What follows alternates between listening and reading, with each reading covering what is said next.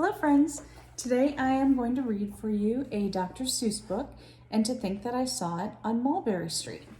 Now this book was written in 1937, which was 83 years ago, and I hope you enjoy it. When I leave home to walk to school, Dad always says to me, "Marco, keep your eyelids up to see what you can see." But when I tell him where I've been and what I think I've seen, he looks at me and sternly says, "Your eyesight's much too keen. Stop telling such outlandish tales. Stop turning minnows into whales." Now, what can I say when I get home today?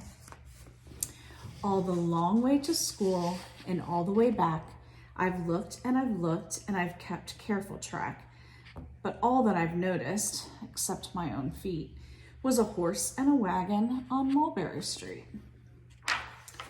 That's nothing to tell of. That won't do, of course. Just a broken down wagon that's drawn by a horse. That can't be my story. It's only a start. I'll say that a zebra was pulling that cart.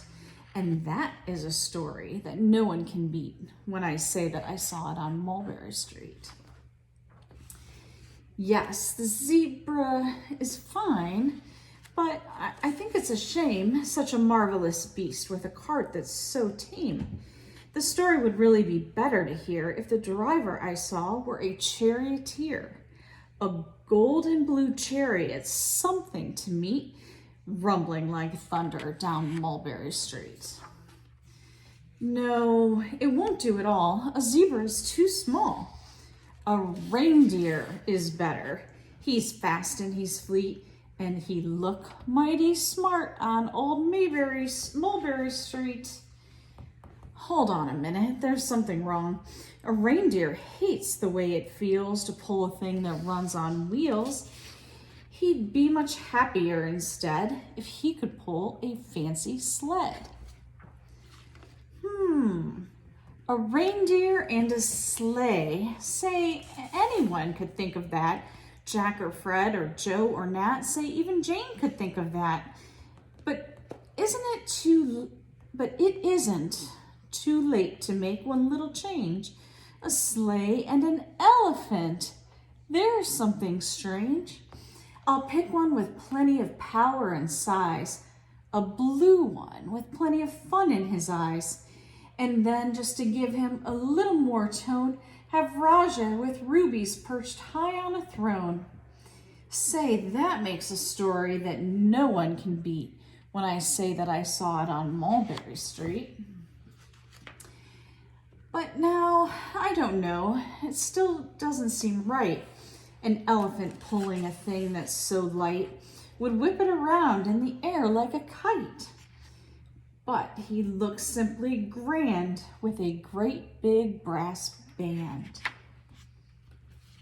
A band that's so good should have someone to hear it, but it's going so fast that it's hard to keep near it. I'll put on a trailer. I know they won't mind if a man sits and listens while hitched on behind. But now, is it fair? Is it fair what I've done? I'll bet those wagons weigh more than a ton. That's really too heavy a load for one beast. I'll give him some helpers. He needs two at least. But now what worries me is this. Mulberry Street runs into bliss. Unless there's something I can fix up, there'll be an awful traffic mix-up. It takes police to do the trick, to guide them through where traffic's thick. It takes police to do the trick. They'll never crash now. They'll race at top speed with Sergeant Mulvaney himself in the lead. The mayor is there. He thinks that it's grand, and he raises his hat as they dash by the stand. The mayor is there and the aldermen too, all waving big banners of red, white, and blue. And that is a story that no one can beat when I say that I saw it on Mulberry Street.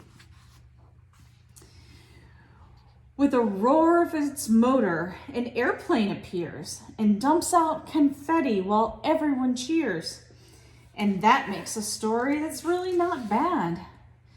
But it still could be better. Suppose that I add a Chinese man who eats with sticks, a big magician doing tricks, a 10-foot beard that needs a comb. No time for more, I'm almost home. I swung around the corner and dashed through the gate. I ran up the steps and I felt simply great, for I had a story that no one could beat. And to think that I saw it on Mulberry Street.